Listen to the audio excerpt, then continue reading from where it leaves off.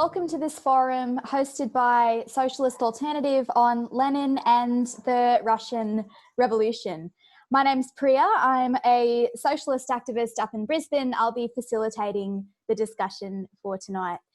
And before I introduce the topic and our speakers for today, I'd like to acknowledge that wherever you're tuning in from across Australia, we're all meeting tonight on stolen land. The land that I'm meeting on belongs to the Jagera and the Turrbal people, and in Socialist Alternative, we recognise that this land was stolen, it was never ceded, and it always was and always will be Aboriginal land. So tonight we'll be exploring the history and figures involved in one of the most influential and contested events of the 20th century, the Russian Revolution, a time when the foundations of capitalism shook to its very core. And Socialist Alternative has been hosting forums like this one every Sunday that Australia has been in lockdown. Each week we've explored different facets of what makes capitalism such an evil and barbaric system, from the incarceration of refugees, the madness of climate destruction, to the inhumanity of warfare continuing during a pandemic. And as the weeks go on, it's just clearer and clearer that, well, the world's going to shit. Like, capitalism is facing economic and political crises possibly like nothing the world has seen before. So time to face the facts. Capitalism has got to go and we need socialist politics.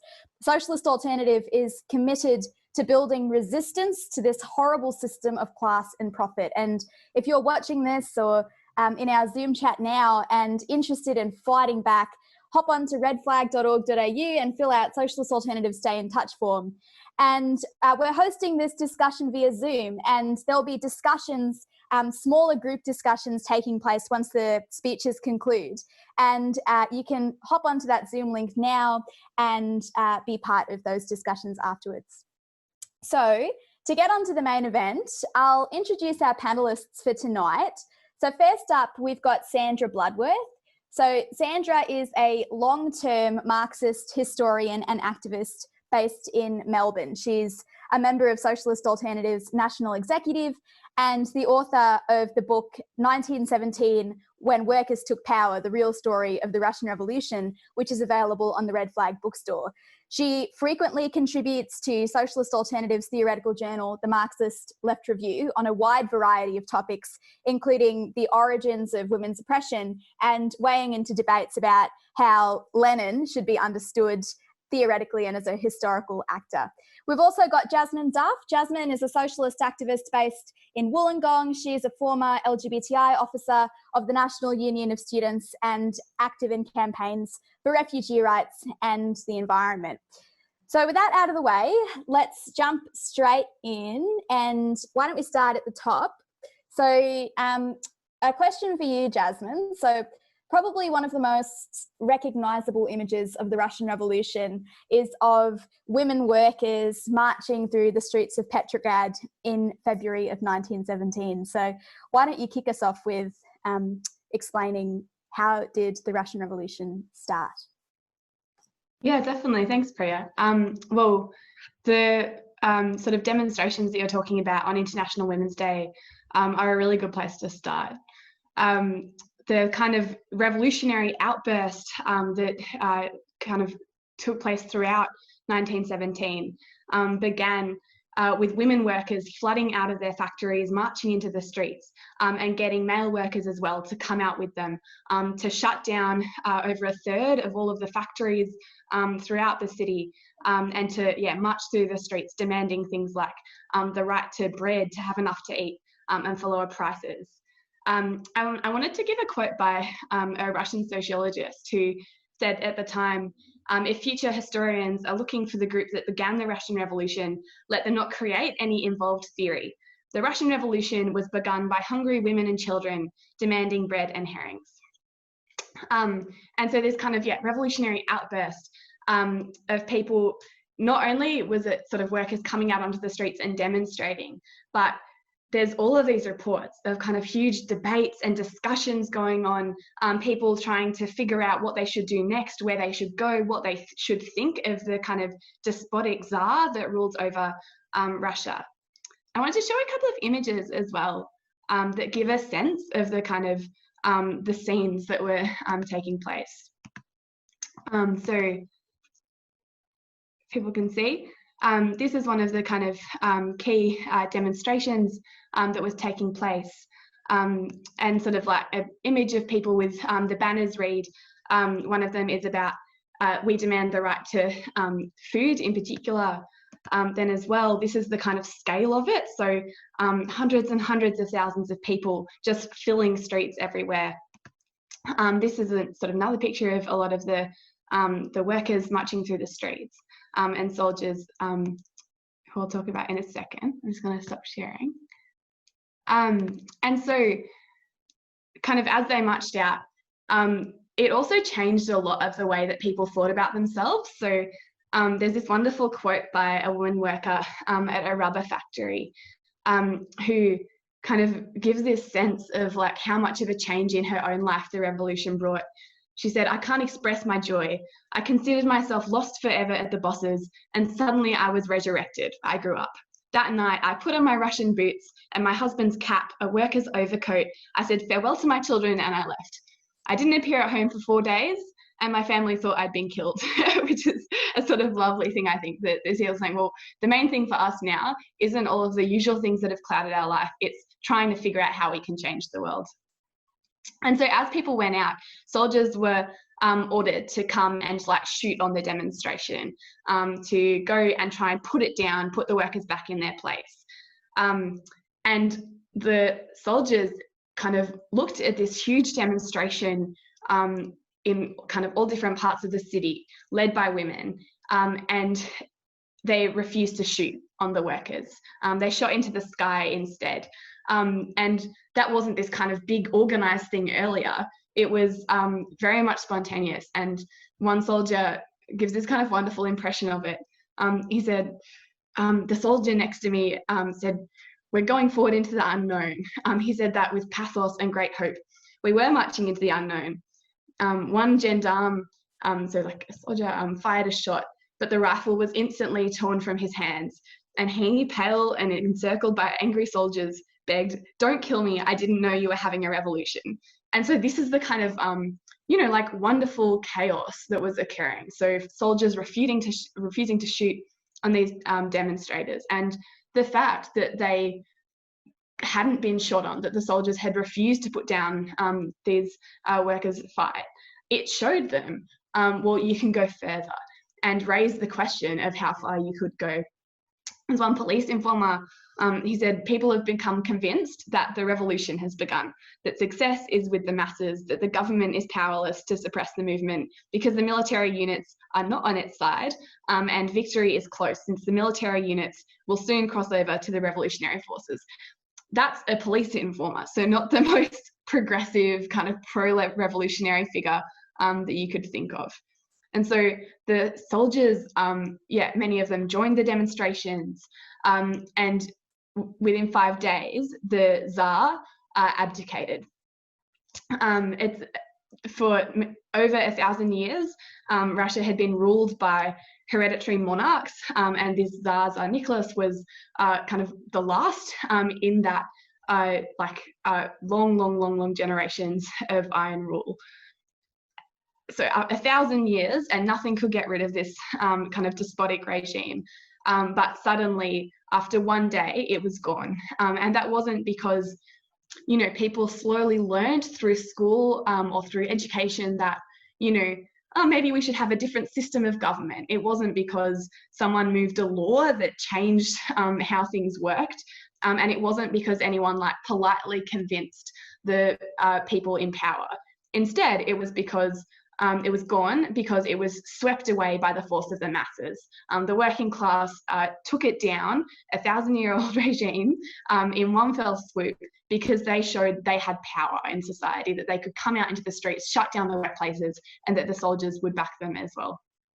And I might have gone a bit long. I just wanted to give one last funny anecdote, which is that when the Tsar did step down, he did that in a railway car that was stranded over 300 kilometers away from Petrograd, this kind of major city. And he had to do it in a stranded railway car because workers refused to move the railway car everywhere, which illustrates perfectly the kind of power that workers had and still have today, and the reason that he had to abdicate in the first place. But yeah, leave it there. Well, that's describing some pretty incredible scenes, Jasmine. I might bring Sandra into the discussion because, I mean, after hearing all that, I think the obvious question is, like, how? Like, what was in the water in Russia that was, you know, behind this kind of collective rebellion? So, Sandra, did you want to chip in on that? Where did the revolution come from? Yeah, well, it is the case that often the February days are talked about as though it was so spontaneous, it's completely inexplicable. And but actually, just like all revolutions, it came out of the social crisis created by capitalism, and in this particular instance, by the war, the World War that had begun in 1914. Some people think that revolutions happen because, you know, some tiny little band of conspiratorial revolutionaries go out and convince people you should have a revolution. But actually, there's no reason why people would suddenly, listen to revolutionaries. Often they do play a role, and the Bolsheviks, which we'll talk about, did play a role in it. But actually, the crises, just like the one we're living through, bring out all the inequalities and injustices so clearly, and people can see that there's not much other way out but to actually stand up and fight back. And you only have to look at the different responses and the situation of, you know, the monarchy and all the capitalists and the people around them. So, like the Tsarina, the wife of Nicholas, that was overthrown in those 5 days. On the first day, she just said to Nicholas, "Oh, don't worry." She dismissed their protest as a hooligan movement, and that, you know, if it was cold, they probably won't even come out. But the people we can look to are the people that Jasmine's already commented, quoted from, all the police spies, because they had to mix with the workers everywhere, and they were meant to report what was happening. And if you look at their reports in the days leading up to the February days, they were constantly warning any little thing will create uncontrollable riots. And if you look at they actually spelled out all the causes of the revolution really clearly. One of them wrote about the inability to buy goods, the frustrations of queuing, the rising death rate owing to poor living conditions, and the cold and damp produced by lack of coal. And then if you look at underneath all of that and impacting on everything was the news coming from the war front all the time of all the husbands, the brothers, the fathers, all the men from the families having, the news was just absolutely horrendous. But at the same time, we look at what the capitalists and their circles were doing. They were rolling in the wealth of war profits. They're absolutely obscene. And a lady in waiting recorded that their mistress had more gowns and diamonds than anyone had ever seen them buy before. And at the same time, their circles are holding huge banquets surrounded by this absolute misery of the workers and the peasants in the countryside and the soldiers dying in the trenches and coming home wounded.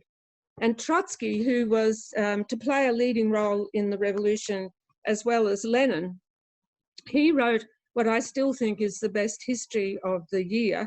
And he commented about these circles. I just summarized what he says because Trotsky's a bit long-winded, but he said that they came running to grab and gobble the gold raining down on them as they splashed about in the bloody mud. And so you can see that none of this activity that Jasmine described came out of just some sort of vacuum. From 1915, women had been rioting. They were called food riots, and they were trying to get food for their families. There were mass strikes for months before this happened. Just days before, there were mass strikes that women had been either participated in or were looking, you know, supporting. And even just the day before International Women's Day, the gigantic Putilov works, where the women marched immediately when they came out, and demanded that the male metal workers and, you know, the best organised workers of the city come out and support them, and they did.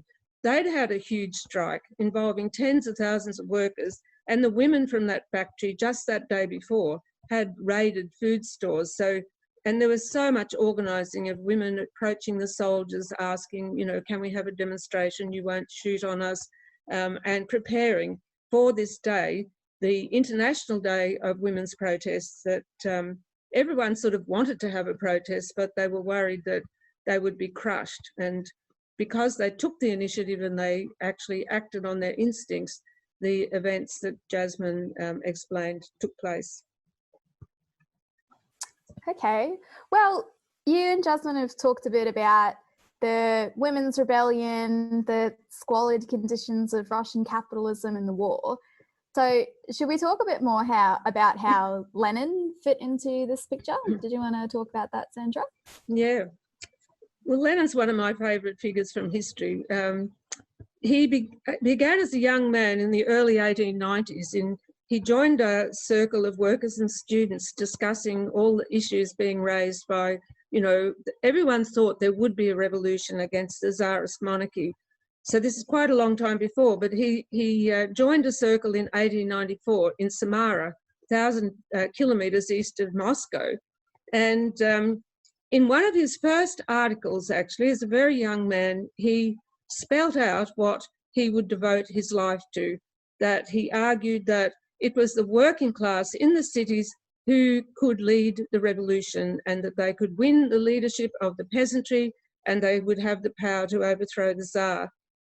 He argued that the socialist intellectuals that were in these circles had to learn how to analyse social facts, not rely on abstract theory and ideology, that they had to bring theory and practice together, and that they had to find a way to make their analysis and theories appropriate to furnish, as he said, an answer to the demands of the working class. And then during the 1890s, a huge industrial upsurge from about the mid-1890s through to 1900, Lenin learnt heaps from being involved with those workers, helping write leaflets, studying their situation.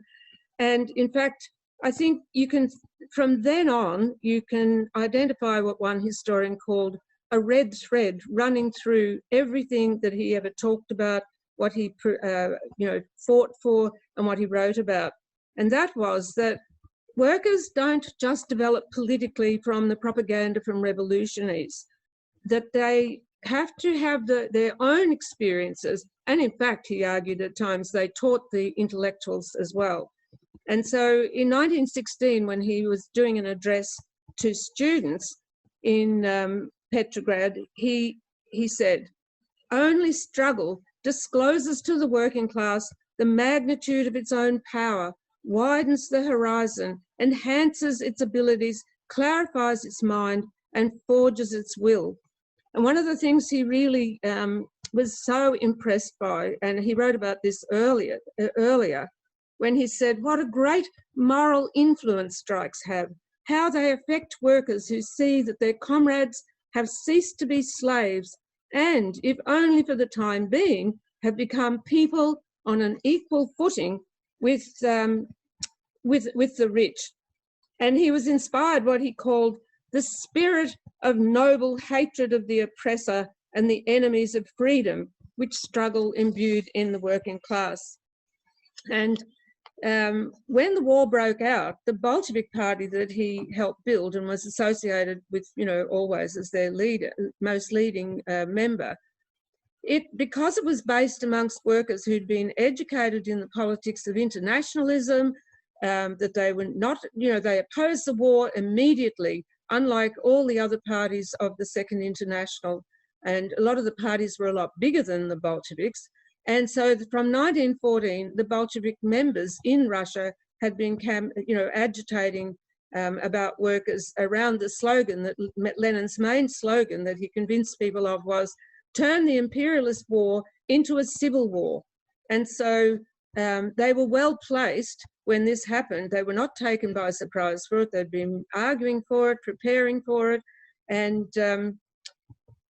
in fact, Lenin had learnt a lot from 1905, a previous revolution, and he'd studied the workers' councils that were set up in that revolution. They were called the Soviets, and he concluded that they could be the vehicle for workers to take power. And so when he arrives back in Russia in April, there'd been an unelected provisional government set up by, the hoity-toities, capitalists and reformists and people. And he shocked everybody by getting up on the platform at the station and declaring, we don't need any government except the Soviet of workers, soldiers and farmhouse deputies. And even the leaders of the Bolsheviks were taken aback. But the workers in the party were absolutely inspired because they were becoming very impatient with the leaders because they were being too moderate. And so Lenin argued to the Bolshevik Party that, yes, I know we can't take power now, the Soviets can't take power, but actually we have to be involved in patient argument and propaganda, and the social crisis created by this war, and now the confidence that workers are gaining, all their experience this year, or in the coming months, will show them that the provisional government will not bring about the reforms that they fought for. They will not give land to the peasants. They won't they wouldn't even grant the 8-hour day, let alone give workers the bread they needed. And he said, a combination of workers' experience and our explanations and propaganda will bring us to the point where the Soviets will be able to take power. Okay, well, I'll just pause a little bit now just to let people know, well, just tonight already, we're covering such meaty topics. And if you're listening and you're questioning the capitalist system, want to figure out where you stand politically, Socialist Alternative all throughout the week hosts online discussion groups about Marxism. So they're small group discussion and they cover all sorts of topics from what is capitalism, what's the working class, what role do cops play in the system, how do you understand sexism, and so on. So if you would like to get in touch with socialist activists in your city and be part of these discussions, there's a link to the online Marxist discussion groups in the description for this event. And also, again, we're hosting this forum live stream via Zoom. There's a link to that also in the event description, and we'll be breaking into small group discussion tonight to keep breaking down all the points that have been raised here. So you can jump into that discussion right now. So I'll throw it back to you now, Jasmine. I reckon let's expand on what the Soviets are. Did you want to get us started on that? Yeah, definitely. Yeah, the Soviets are really important because the way that revolutions, both the Russian Revolution but also others, are often portrayed is that there's kind of some leaders and probably some guns in there somewhere, and they decide to go and like storm some palace and get rid of the government, and then that's what a revolution is. And for the Russian Revolution, it's often presented as like, and Lenin was the kind of main one of those little armed guys who then went and kind of stormed the palace. Whereas, yeah, in reality, it was a revolution that was led by a kind of conscious and creative working class trying to figure out how to transform society for themselves. And they did that through these Soviets. So a Soviet is it's another word for a workers' council. It's a democratic elected body to sort of debate and decide the political demands of Russian workers and to organize different actions as well. So they existed in all different districts. There was, for example, like a Moscow Soviet, a Petrograd Soviet, and so on. And people workers would be elected to these big kind of councils for debate and discussion.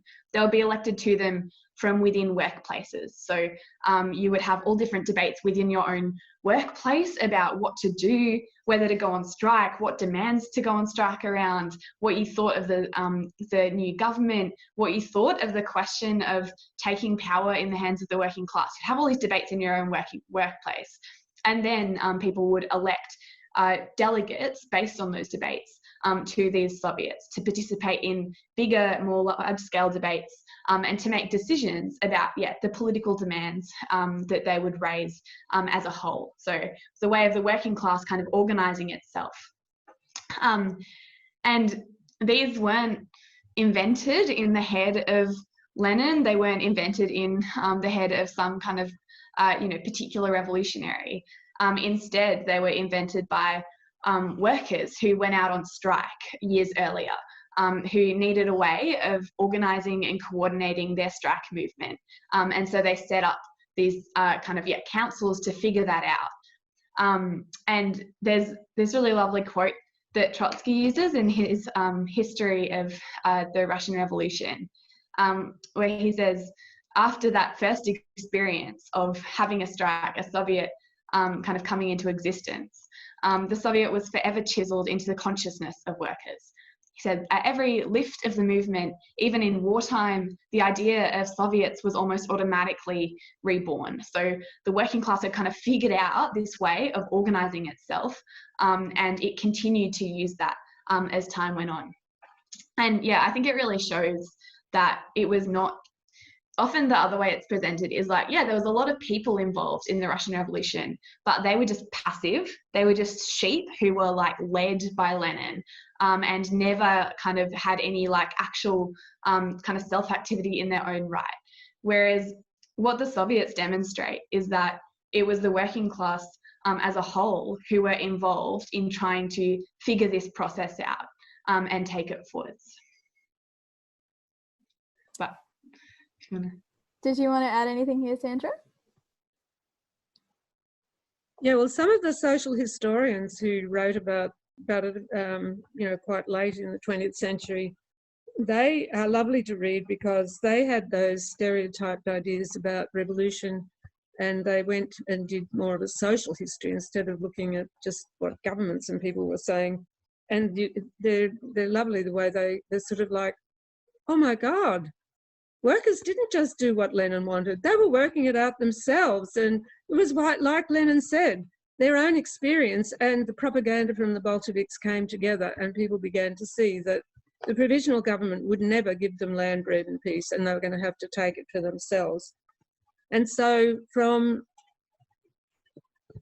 April through to October, when there is a second revolution, there's a battle, a situation we call dual power, where it was the capitalists were determined that they would get back power through the provisional government, an unelected outfit that they set up, and that the Soviets had to be pushed to the side. But the trouble was they could hardly do anything without permission from the Soviets, and the provisional government is refusing to give the 8-hour day, refusing to do anything about the poverty. And in fact, a lot of the bosses started sabotaging their industry, trying to close it down, claiming that they couldn't get fuel and things because they actually preferred to have workers on the unemployment queues, because you don't actually have the same power once you've been thrown out of work.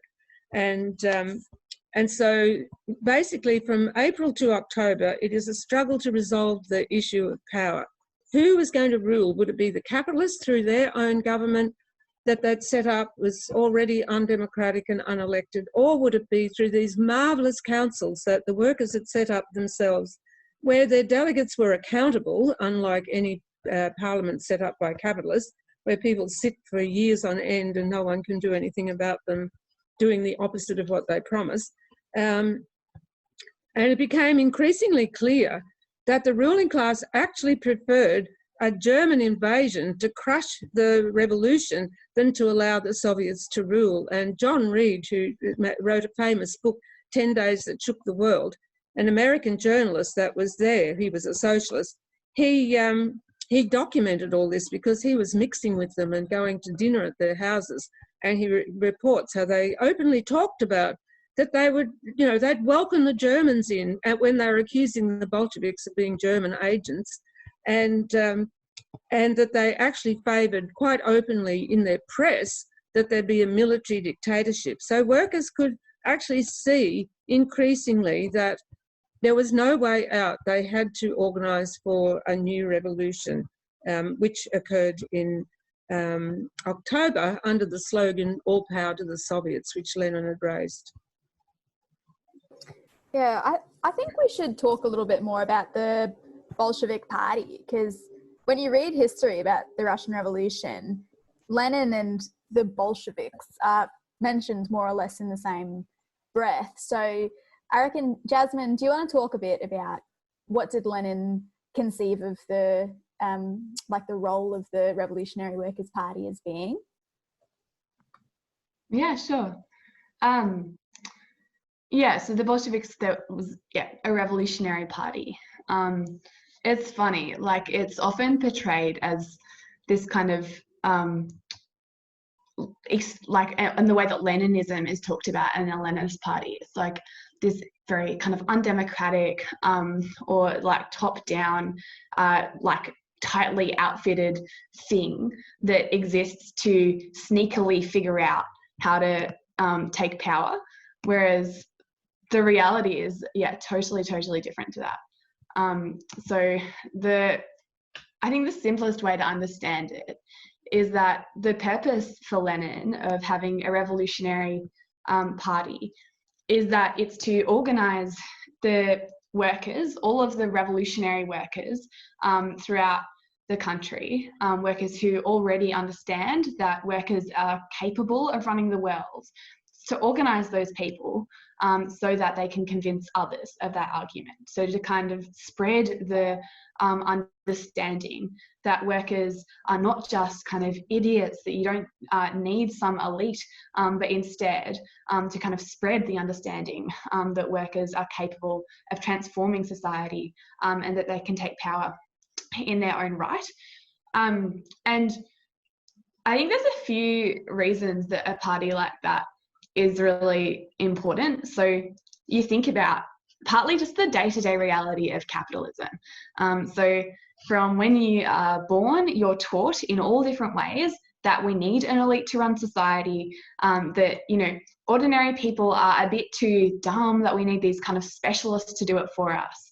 But we're also taught things like racism, sexism, underconfidence politically. There are all these things that are constantly kind of driven into people to make them feel like it's impossible for society to not be capitalist. So you need an organized kind of group of the people who disagree with that to be able to actually argue against that, to convince people. People's minds don't just kind of change overnight, but they change through struggle and through argument. And so you need to be able to help organize struggle, push it forwards, and help people draw the conclusions from those struggles. Draw conclusions like, it's important for us to take up the demands of all different sections of the working class, people of all different races and religions and genders. It's important for us to be against the existing government, but then also to convince people, well, actually, any strike, any struggle that breaks out, actually, maybe this shows we can do something further. Maybe this shows we can do even more than what we've already done. So partly it's about, combating that kind of common sense ideas that back up capitalism. But as well as that, right-wing ideas don't just come from kind of your lived reality. They also come from right-wing political organisations. So particularly reformist organisations, like Australia's Labor Party today, that says, it's well, a lot of the time they don't even say this, but sometimes they say, we support workers, we think that your lives should be better, but we're going to do it for you, and we're going to do it through Parliament, and we're going to do it by very closely working with the capitalists in this country. And, in Russia, there was an organisation like that as well, the Bolsheviks, that argued we should support the government that is in power right now. We, can't be too unrealistic when it comes to the question of ending the war. We should just kind of trust the government. It'll do its best for us. And so, you needed to be able to organize against that idea. The right in society is always organized. And so having a revolutionary organization is about organizing our side, trying to bring together the people who want to radically transform the world, to be able to discuss out, amongst ourselves, how do we actually carry that out?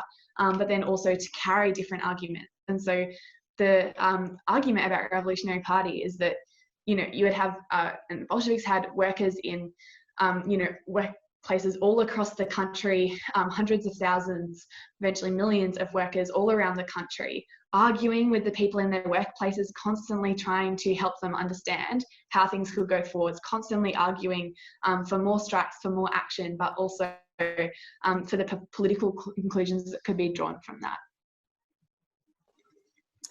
Yeah, I reckon let's stick on the topic of understanding the Bolsheviks for a bit, because the myth that you mentioned, Jasmine, about the Bolsheviks were like a monolithic, very exclusive party of intellectuals only, I think that's a very persistent myth about the Bolshevik Party. So, and it's just such crap. It's not true at all. So maybe, Sandra, did you want to talk about who was actually in the Bolshevik Party and what do they do? How do they operate?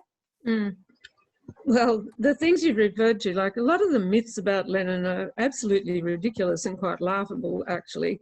There's the idea that because people refer to it as a vanguard party, somehow or other this is, a terrible conspiracy.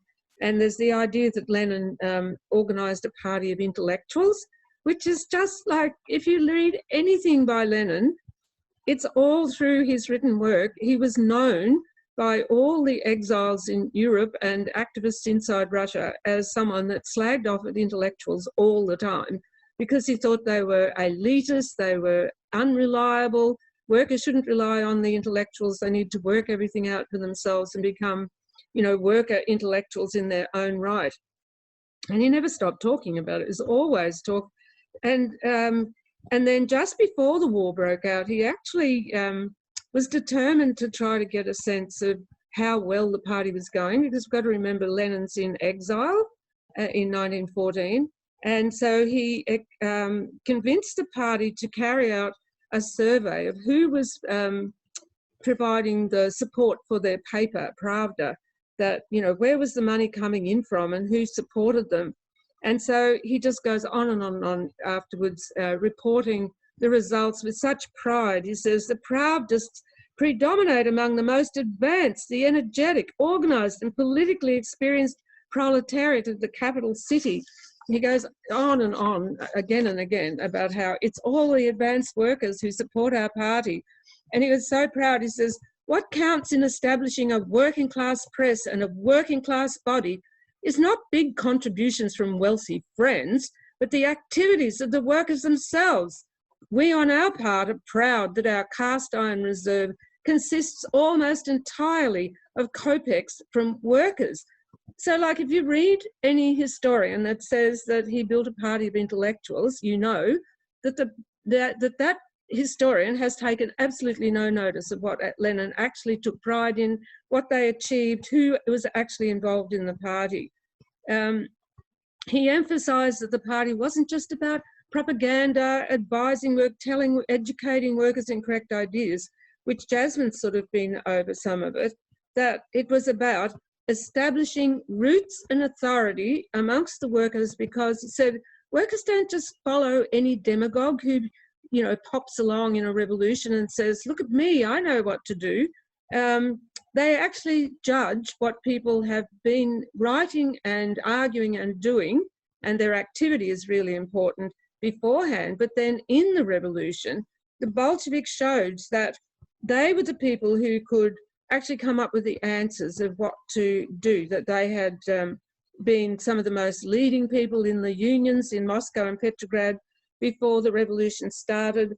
They showed that they were the only party that would actually go out and organise working class women continuing after February, because the Mensheviks, they supported the war and they supported the provisional government, which was refusing to give any of the reforms. So working class women flocked into the Bolsheviks in numbers unprecedented for the time. And remarkably, the Bolsheviks, through their agitation in the barracks everywhere, were able to win over the soldiers, even out on the war front at times. And so I'll just finish with a quote from this Menshevik Sukhanov. He became famous because he wrote a memoir about it all.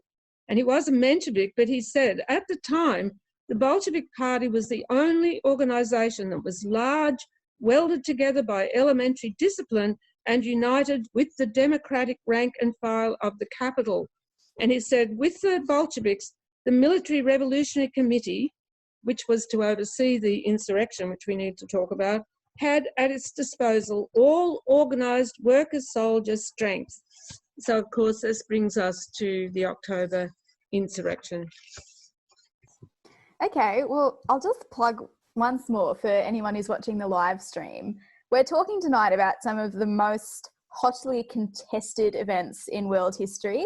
You've really got to talk about it and discuss it to understand some of the points here. So we're having the discussion via Zoom, and you should totally jump into the Zoom discussion, because once the speeches are done, we'll break off into little groups. You can contest and debate until, you know, the sun comes out.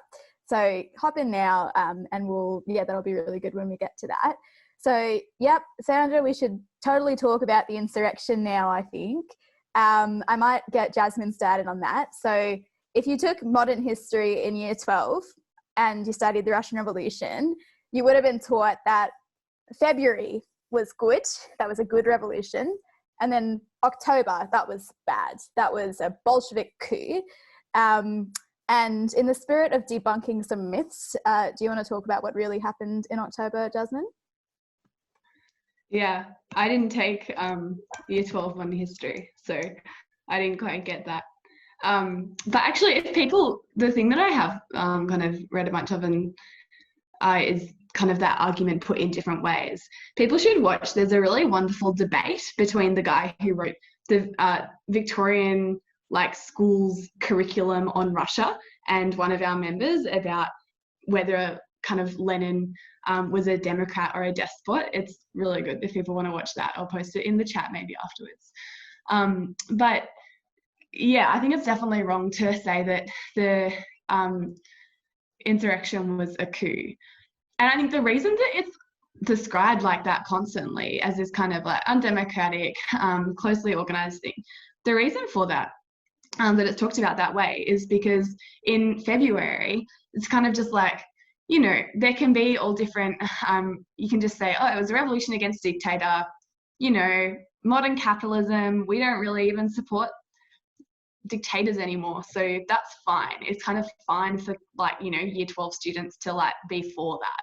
But what they can't be for is a revolution which actually passes power into the hands of the working class. Because if you teach people that they can be for that, that goes against all of the ideology that capitalists teach us. So I know some people have very left-wing teachers in school who do teach them that. That's great, but that is not what most people learn. And there's a reason for that. All of the kind of work that is done by, on the one hand, right-wing kind of bourgeois scholars, and on the other hand, Stalinists, they do all this work to paint the kind of, to paint the revolution as something that was very essentially a coup, and that was really very much just orchestrated by Lenin. And the reason for that is they want to say it's not possible for workers to just take power fully into their own hands. But it is, and they did. Why wasn't it a coup? Well, to start with, the kind of huge scale of the revolutionary movement in Russia is something that I think it can be pretty hard to comprehend today. So in all of the key Soviets in Russia, a majority had voted for insurrection, as in to go to the palace and fully take power into the hands of the Soviets. And the reason that majorities had voted for that in the key Soviets is because for the whole course of the year, Lenin had kind of, oriented the Revolutionary Party to saying we need to just go out everywhere and argue that the Soviets need to take power, that power has to be placed in the hands of the working class. And they'd been slowly kind of arguing that all throughout the working class in all different places. But then as well as that, there were all these experiences that people had that proved to them that that was correct, that actually you couldn't rely on capitalist society anymore to just kind of meet any of your demands. So the existing government, which people had some faith in when it first came in, it did not meet any of their demands. It kept sending people to this terrible war to die. It kept people working extremely kind of hard and long hours, and there wasn't enough food. And so people kind of saw that this government, you know, was willing to try and shoot down their demonstrations, that it was willing to keep them hungry. And as well as that, there were big kind of attacks by other sections of the capitalist class and the army. And so over the course of this period, people kind of more and more learned through their own experiences that the argument being made to them by their workmates, the papers they read, that the revolutionary papers at least, that, you know, actually that not only was it possible, but it was necessary for workers to take power. That argument kind of slowly actually started to make sense with the reality that the majority of people had. And it's not like, you know, people just woke up one day and like suddenly everyone's decided that, you know, maybe we can do it. It's also not the case that people just learned that through reading and things like that. It took this long process. But yeah, by October, the kind of assessment made by Lenin and the Bolshevik Party was actually there is a mood among the workers that means that, you know, people are prepared to not only take power, but to defend a system run on the basis of the Soviets and by them in their own right. So that's kind of the course of the year. And then, yeah, on the, you know, by the kind of day that they actually took power, the key Soviets had voted to do it. But then as well as that, there's this day called the Petrograd Soviet Day, where all of these kind of debates are playing out. So people like Trotsky, Kollontai as well, and other revolutionary leaders spend hours and hours and hours in workplaces and in barracks of workers and soldiers who were not yet convinced of this argument. They spend hours and hours in there convincing these people, arguing now is the time, we have to move now, we have to take power now. And so it kind of, you know, people, massive kind of gatherings stood there, not only like listening to these arguments, but debating it amongst themselves as well. And so the kind of key army garrison in Petrograd, the main city, it voted for a transfer of power to the Soviets. And so and then, yeah, the insurrection happens. But it's worth saying the insurrection itself, which is kind of, you know, going in and actually taking the existing government out of the palace, that is a very small part of it. What was happening in the lead up to that, the immediate lead up, is also important, which is that it's not just what I said before about people were convinced of this thing that you need to seize power, but also it had started happening already. So in all different industrial towns, workers were already removing their managers from their workplaces, putting them under arrest, workers' arrest. They kind of pretty much dissolved existing government structures in their own towns and replaced that with their own rule and the rule of their kind of factory committees and workers' committees in those towns. Moscow, for example, one of the biggest cities, it was starting to move to Soviet power as well. One of the kind of main factory committees there had this big debate and decided that all industrial disputes would be found in workers' favour, and started to like sort of took away all of the power of bosses and managers over them. So not only was the working class, you know, had decided after a long period of time, this kind of key section of the working class had decided that it was for taking power. But as well as that, all around the country, people were already starting to do it themselves as well. Okay, I might bring you in on this, Sandra. Yeah, so like it compared with February, it seems like, you know, it is perhaps a coup because it's so organised and there's not the same massive outpouring onto the streets because the workers are actually organised. And like some of the things we haven't had time to talk about was the role of some of the young women that joined the Bolsheviks. One young woman that I particularly followed her biography she was 16 the year before. She'd had to learn to read and write. She had learnt how to help put out their women's newspaper. She was put in charge of just organising the tram system so they could move all the guns around and everything. And other women were armed and fighting on the, you know, where there was some fighting on the outskirts of Petrograd. So the idea it was a coup, again, it just means the historians have basically taken no notice of what actually happened. But should we move on to what they achieved when they took power? I think we're probably getting out of time, are we? Yeah, talk about what the Bolsheviks did in power. I think that's important. Yeah. Well, well, the first thing, obviously, what were the demands of the revolution? Land, bread and peace, which the Bolsheviks embraced as their program. And so one of the first things they did was they sued for negotiations to end the war. And in the process of those negotiations, they were prepared to actually give away heaps of the Russian Empire, which was a real threat to whether they were going to be able to feed the population. But they were determined that they would not keep on fighting the war. So that was, you know, a few months, April I think it was, they signed a treaty to end their part in the war with Germany. But significantly inside Russia, they actually, unlike everyone else basically, even including the peasant party, the Socialist Revolutionaries, they urged the peasantry to just continue all their rebellions and to take the land off the aristocrats, you know, the aristocratic landowners, and to take over and divide the land up however they wanted. And for that reason, there was a split in the Socialist Revolutionaries, and the left wing of the Socialist Revolutionaries joined the Bolshevik government, unlike all the other socialist parties, who basically began to organise the counter-revolution with people who weren't for the workers being able to rule. And so one of the most famous women, or the most popular woman at the time, because the peasantry were the vast majority, Maria Spiridonova, she joined the revolutionary government that they set up. And the Bolsheviks basically said, well, implement the policy that your party has had. So the land, you know, the peasantry began taking the land.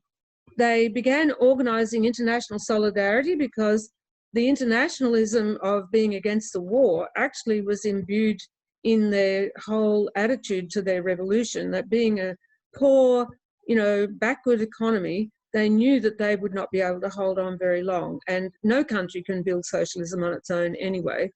And so they argued always that our revolution, if it happens, will be the first of a world socialist revolution. The workers of Europe, the turmoil that has led to it here is occurring inside the Allies' armies everywhere, and there were mutinies starting to happen and all the rest of it. And so they relied on international solidarity and to try to help the parties that did exist to form revolutionary wings and to make revolutions. And unfortunately, the revolutions did happen, but they all failed, which we'll come to. But they, inside Russia, they attempted to do all kinds of things which, you know, we can't really do justice to tonight. We could talk about them in the Zoom meetings. They tried to challenge women's oppression by, you know, and they realised that it wasn't just a question of educating men about not being sexist, which they actually did do. There were whole programs about all that, which had been going on during 1917, where the Bolsheviks had argued with male workers to elect women as delegates to the Soviets and all the rest of it. But they realised it was the material conditions that enforced women's oppression in the home in particular in those days. And so they tried to set up community kitchens, they provided childcare centres, something that was unheard of. A lot of peasants wouldn't put their children in the childcare centres. They were so suspicious. Why would anyone want to take our children and put them in a care centre? But in the cities, they were really popular. They implemented maternity leave and pay for the time the women had to have off, which had never been allowed before.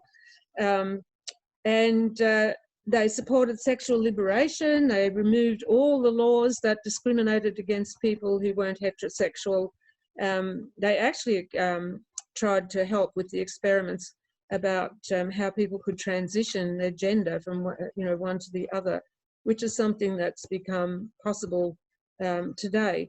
They even tried to write legal codes for the new laws and everything that were didn't use gendered language. So there was a real, compared with today, when you think that, fighting for most basic things for women is still a struggle in a lot of countries. They were very advanced. And then there was all the experimentation with education. They were determined that the population would become literate because the population would have a high level of illiteracy. But then, they couldn't even open the schools at the beginning of 1918 because the teachers hadn't stopped debating. There was such a huge debate, which is the best way to teach and how are we going to involve everyone and all the rest of it. And so this was, an incredible program of progress and reform that really a lot of countries don't even have today. And the one I didn't mention, which was key to everything, was the 8-hour day, so that workers had time to study, to have leisure, to have plenty of rest and only be at work for the 8 hours, which a lot of workers don't even have 8-hour days today.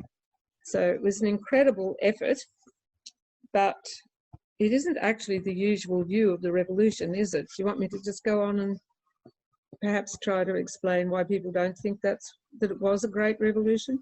Yeah, I think you've got to, and then we can move on a bit, yeah.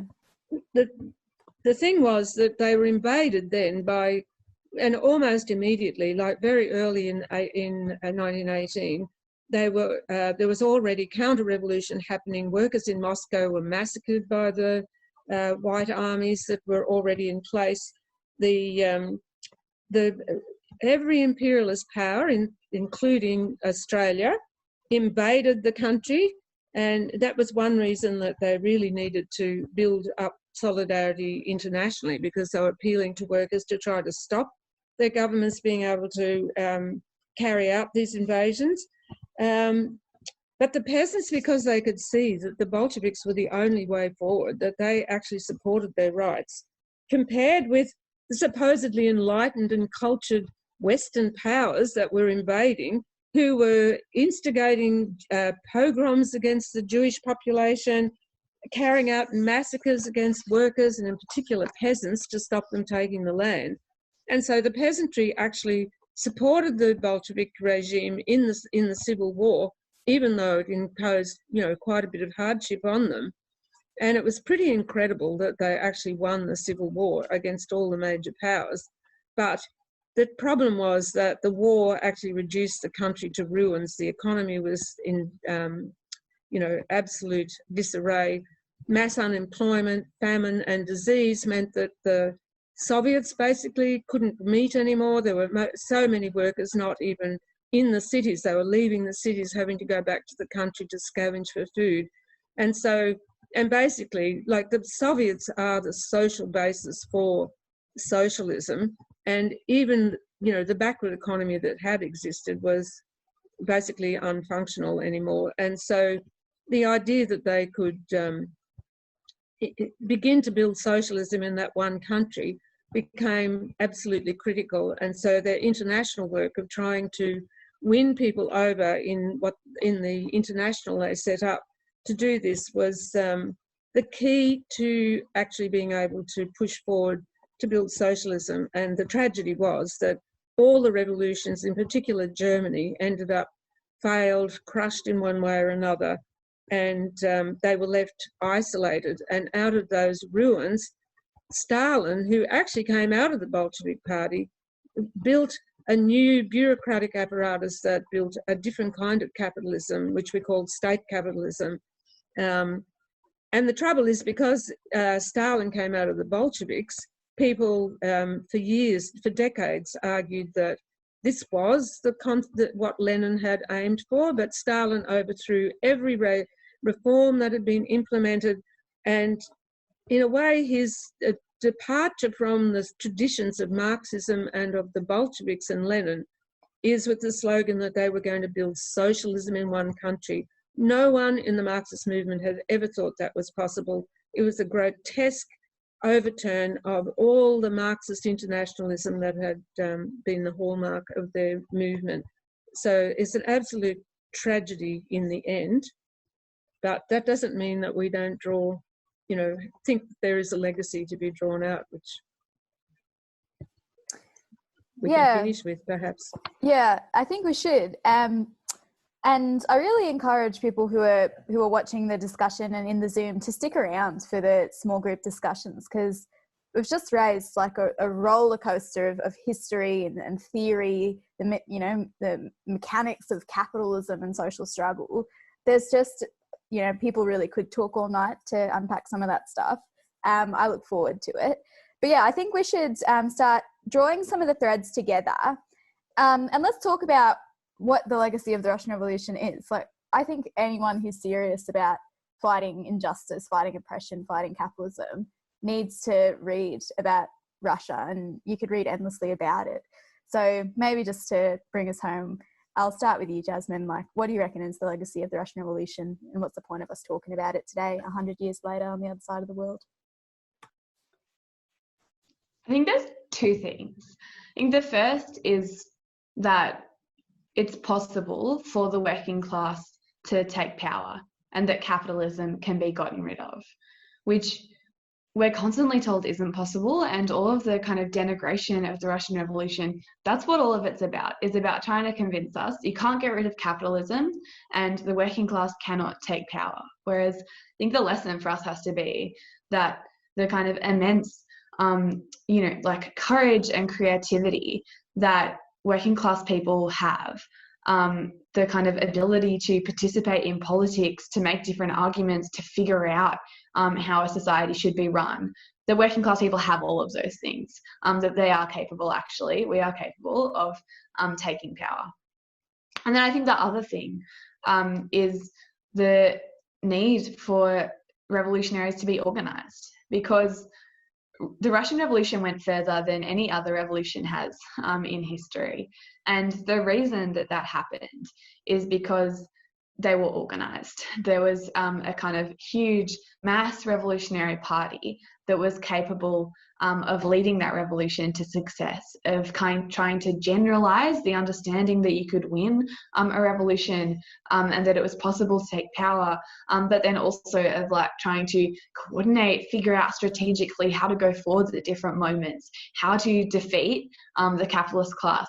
It's an extremely difficult task, actually, because they are very, very, very organised in their own right. And so I think, the thing for us today has to be, on the one hand, revolution is possible. It's possible for the working class to get rid of all of the kind of terrible horrors of the society that we live in right now, and rebuild one that exists on the basis of human need instead. That's possible, and that we need to be organised to do it. And for Socialist Alternative, we don't think of ourselves as, as this revolutionary party that I've talked about and that Lenin talked about. We don't think of ourselves as the modern day kind of equivalent to the Bolsheviks. Instead, what we're trying to do is to build up a whole group of people in Australia who want to contribute to building that project in the future, to trying to build a party like that one day in the future, to do what we can to help push it forwards. That's the way that we sort of see our group. And I think that, people should learn more about revolutionary history and theory and so on, but also start actually getting organised, because the system's in a pretty terrible state around us. And the system, even when it's not in a terrible state, means like extreme kind of barbarism and, like misery in people's lives. So I think, now's the time to start actually thinking about getting organised to change that. Okay, Sandra, maybe the last word tonight for you. Ooh, I get the last word. Sort of. Well, I think I agree with everything Jasmine just said, is that the legacy of it. Just to add a couple of points, that I think it does indicate that wherever you are, it is still as relevant to build around the politics of revolution, working class struggle, as it is, it can seem in Australia that this could never happen. But actually, because the social crisis that produces such an opportunity for revolution, workers actually begin to fight the system That's not going to happen just in one country. It hardly ever does. Like, I can't think of anyone anywhere really when it's ever been one country and no one was inspired by it, because the crisis becomes so profound because it's an international crisis. And so chances are we may not be the first to have a revolution, but we'll be called on to support one, to try and stop our government destroying it and to bring them the aid that they need. And so if you're not organised and you have a conscious idea of what is needed and what might come, you're taken on the back foot, as the revolutionaries around Europe were. And like, to give you an idea of the kind of inspiration, at the time, like, communications were so bad compared with today. But when the workers in Australia found out, they read the news on the 8th of November about the revolution in October. Thousands of people, workers in Australia, just walked off the job and celebrated for 2 days in the centres where there was industrial militancy. Red flags were flying over the top of all the trades hall councils in all the major cities. And it actually meant something, unlike today when they have their red flags flying and they're left there to fade and don't mean anything anymore. And so this can happen again today in Australia, because when you think about the crisis that we're living in, the profundity of, what the world is faced with, the climate change, the threat of environmental destruction, and now the pandemic, which was brought on us because of the way capitalism operates and their absolute refusal to prepare, even though they'd been warned, the cutbacks to health and all the rest of it, and then all of this culminating in the most profound economic crisis that the system has probably ever experienced so far. And so it's actually quite urgent that the right lessons are learnt from Russia, that, the experience of workers in struggle, setting up their own Soviets or workers' councils, whatever we want to call them, can happen again, because workers are a bigger percentage of the population in virtually every country today than they were in Russia. They were a tiny minority and they had to win the support of the peasantry. Hardly anywhere is like that. Workers today are literate pretty much everywhere compared with Russia. And think of the communications, that not only will we hear what's happening in the Soviets and the declarations of what they're fighting for and the debates, actually, we won't hear them a month later when the seamen turn up and bring the story. So, oh, have you heard what's happening in Russia or wherever it might happen next time? Let's hope it's America, but one would not bank on America being the centre of it. That actually we'll know immediately. All the revolutionary struggles we saw last year, they actually were broadcast on television, or if not on television, on social media, that we'll know when people are making their demands, what they're achieving. And to be honest, I think our task now to build on the legacy of Russia is to do what the Bolsheviks had always done, to always encourage, to support, to get behind and build every little glimmer of struggle that you can possibly generate, because it's when people actually decide to stand up and say, we're not taking it anymore, we're actually going to fight. And we're seeing some of that in a whole range of countries now against the crisis that we're living through, that actually that is when workers can begin to connect the revolutionary arguments we're making with their own experience and what they think. And so, out of those struggles, I think we want to generate what Lenin was so enamoured of, the spirit of a noble hatred of the oppressors and the enemies of freedom. Because I think if Russian workers could achieve so much over 100 years ago, it can definitely be done today. It's a question of political will and organisation and learning the right lessons from struggles like that of Russia in 1917. So I really enjoyed the discussion with you, Jasmine and Priya. Thank you for having me on. Yeah, and, that was wonderful. See what happens in our discussions. Yeah, thank you. Yeah, thanks, comrades. That was a very inspiring discussion. Happy to be part of it. And actually, I will have the last word, Sandra, because I have something very exciting, something genuinely exciting to announce, which is that next Sunday at 2:00, we have a very special guest joining us, joining Socialist Alternative for our weekly forum. It's Mike Davis, who is, hear that? Mike Davis is joining us from California. So he's one of the, most preeminent Marxist historians and a really long-term activist who will be taking time out of his day to talk to us about what's happening in the belly of the beast, the USA, this monster of global capitalism. So that's 2 p.m. next Sunday. And so we'll be talking about everything with Mike. So, Trump, this right-wing billionaire maniac, is at the helm of this, declining economy in the middle of the, it's now the epicenter of the COVID-19 pandemic. So a really important discussion, and certainly I'm sure will be a very interesting one. And these discussions, the forums, the live streams, education, talking, learning, all of that is part of fighting back against capitalism. There is a lot to do in this lockdown. We need to learn about the system. We need to be ready to, hit the streets in our numbers when, whenever the fuck it is that we can do that. So I really encourage everyone to stick around for the Zoom discussions now. There's still time, if you're watching on Facebook, to hop into the Zoom and join the discussions. So yeah, thanks everyone for joining tonight, and hopefully see you next week.